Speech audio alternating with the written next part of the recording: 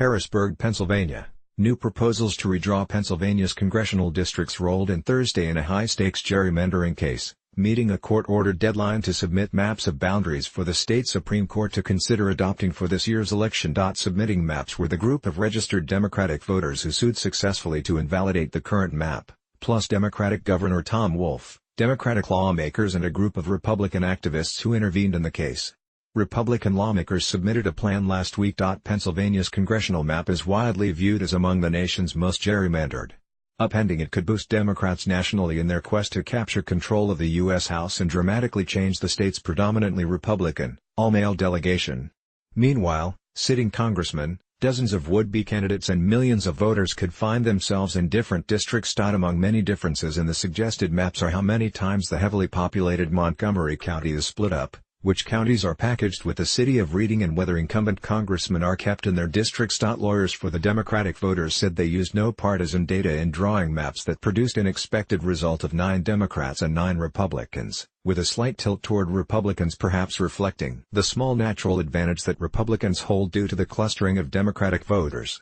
Moon Duchin, a Tufts University mathematician retained by Wolf for her redistricting expertise, said in a statement that Wolf's map falls squarely within the ensemble of similar plans created using nonpartisan criteria. While lawmakers were careful to keep incumbent members of Congress in their districts, neither the plaintiffs nor Wolf felt any such obligation. In one of the Democratic voters' maps, Republican reps Lloyd Smucker of Lancaster County and Ryan Costello of Chester County were bundled together. In another map, Republican reps Glenn Thompson of Center County and Tom Marino of Lycoming County were tied into the same district. In Wolf's map, Thompson and Republican Representative Mike Kelly of Butler County are in the same district. The Democratic voters redrew districts liberally, ignoring boundaries in the 6-year-old maps drawn by Republicans to help Republicans get elected. In one map, they split Pittsburgh.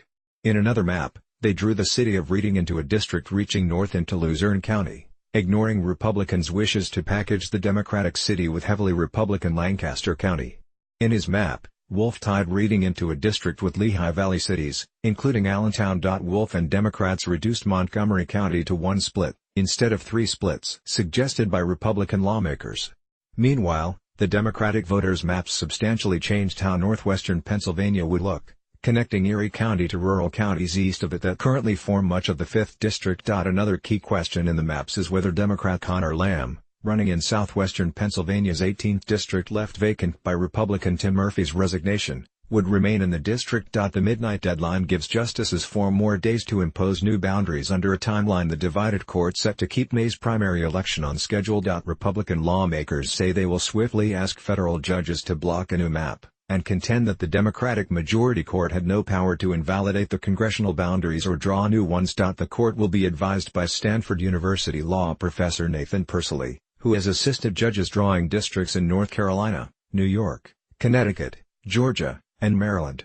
The justices could pick a submitted map, or rely on Persily to draw one. The court threw out Pennsylvania's 6-year-old map of congressional districts last month, saying it unconstitutionally put partisan interests above other line-drawing criteria, such as eliminating municipal and county divisions and keeping districts compact. Republicans who controlled the legislature and governor's office after the 2010 census crafted it to elect Republicans, and succeeded in that aim. Republicans won 13 of 18 seats in 3 straight elections, even though Pennsylvania's statewide elections are often closely divided and registered Democratic voters outnumber Republicans. In drawing it, Republicans broke decades of precedent and created bizarrely shaped districts. The revised map Republicans submitted ironed out some of the most contorted boundaries.